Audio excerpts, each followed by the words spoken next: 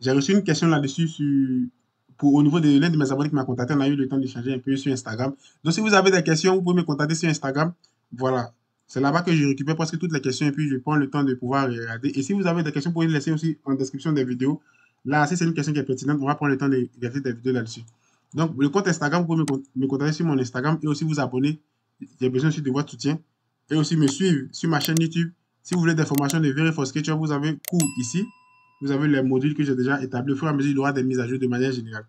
Donc, l'idée de la vidéo, je vais vous expliquer rapidement, vous allez comprendre. C'est-à-dire, lorsque vous réalisez un rendu d'intérieur, généralement, on a des ouvertures, soit peut-être de baies vitrées, la grande majorité, c'est des baies vitrées.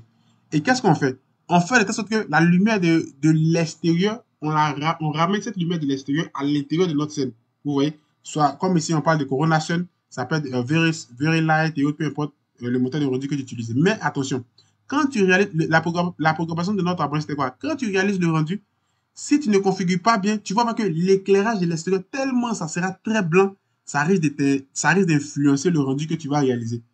Et tu vois que ce côté blanc là va avoir un impact sur le rendu direct. C'est en ce moment-là que la technique d'arrière-plan, ça va être quelque chose qui est vraiment très très intéressant. Peu importe le moteur de rendu que tu utilises, il y a beaucoup de méthodes. Chacun a sa méthode. Moi, je te montre la méthode la plus simple sur Corona Render. Et ça va aider vraiment beaucoup de personnes. Donc, ici, comme c'est des vitres, ça veut dire que ici, la lumière doit traverser ces vitres-là pour venir à l'intérieur de ta scène. Donc, pour ce faire, ça signifie que aussi, tu as configuré tes vitres. Au niveau de Corona Render, ça peut être Corona Render, ça peut être VRE aussi.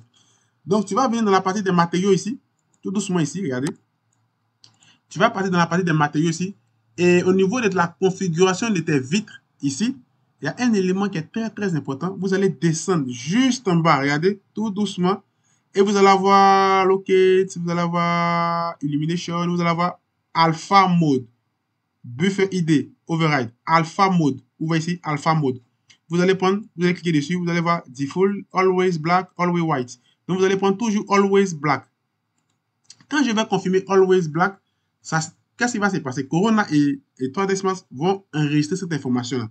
Et eux, comment ils vont vous traduire l'information? C'est que toutes les parties où vous allez avoir, par exemple, les baies vitrées, si vous avez des baies vitrées au niveau de votre maison, la partie où on aura la vitre va prendre directement la couleur noire. Directement la couleur noire au niveau du mode alpha. Et là, quand vous allez lancer le rendu, cette partie noire qui va être au niveau des baies vitrées va vous faciliter au niveau de Photoshop. Parce que dans Photoshop, vous allez pouvoir remplacer ça directement. Et on va partir et vous allez comprendre. Regardez, hop, je reviens ici dans la partie rendu, juste là. Ici, je n'ai pas lancé le rendu. Hein. J'ai fait juste un petit rendu test pour que vous puissiez comprendre. Vous voyez, je n'ai pas lancé le rendu pour ne pas que ça prenne trop de temps. Voilà, ce rendu même, je l'ai déjà terminé et tout ça. C'est pourquoi je prends le temps de vous expliquer ce type de rendu épuré avec un peu du contraste et tout ça, un peu de contraste. Donc, on ne va pas venir dessus. On va venir directement dans notre 3ds Max, directement ici.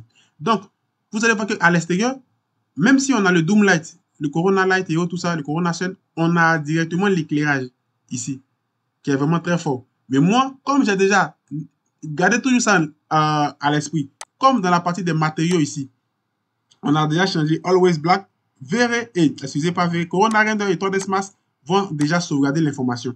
Donc, quand on va venir juste ici, quand on va venir ici, on a dit Interactive Light Mix. Quand je vais venir dans Alpha, regardez ce qui va se passer dans mode Alpha. Vous voyez ce qu'il me laisse.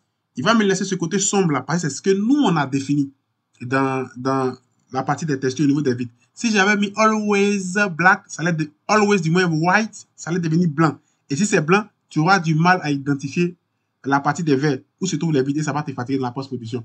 Donc, automatiquement, comme là-bas, j'ai mis Always Black, regardez, il va me garder la partie black ici.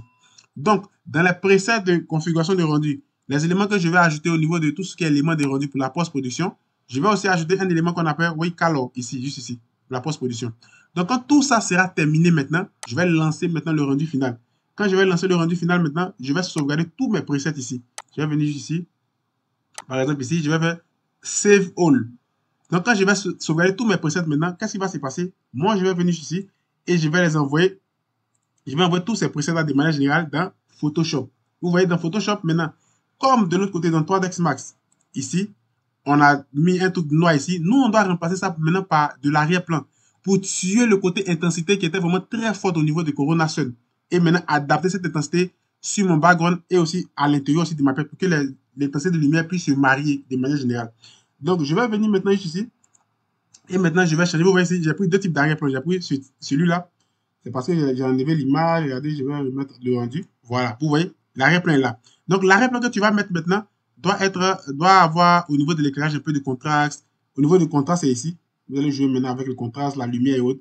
De telle sorte que vous allez trouver le même type d'éclairage un peu qui sera adapté à l'intérieur de la pièce. Donc, j'ai testé celui-là. J'ai aussi testé celui-là aussi que j'ai téléchargé aussi. Celui-là, regardez, je l'ai testé aussi, vous voyez. Le contraste que je mets ici au niveau du ciel et tout ça, ça va directement, ça va avoir une relation directe avec le rendu intérieur. Et à partir de là, vous voyez, on ne sent plus le côté lumière qu'on avait dans Verre. Et excusez, qu'on avait dans Corona Photo X Max ici. Quand on vient ici, regardez bien, on ne va plus sentir le côté light quand il va même beautiful, beauty. Vous voyez, même si je viens, attendez, je vais déplacer un peu ma caméra historique.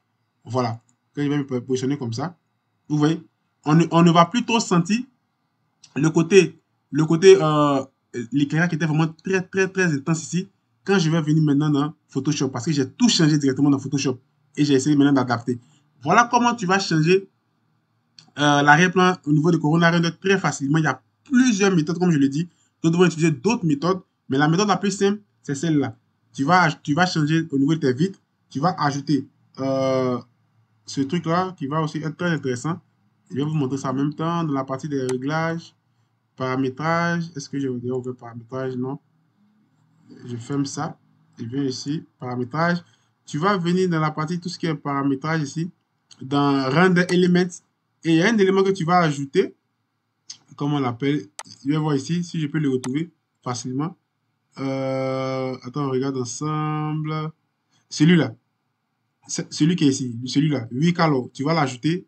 Et quand tu vas finir de l'ajouter, avec toutes tes configurations que toi-même tu as réalisées de ton côté de manière générale, tu vas lancer ton rendu. Et quand tu vas envoyer ça dans Photoshop, tu auras la facilité maintenant de pouvoir changer maintenant l'arrière-plan. Donc voilà un peu un tutoriel que j'ai voulu vous montrer ce côté.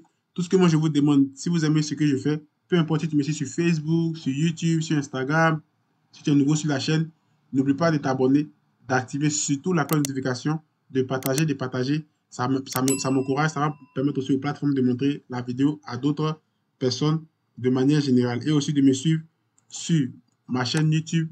Et sur ce, je vous dis à la prochaine pour une autre vidéo. Ciao!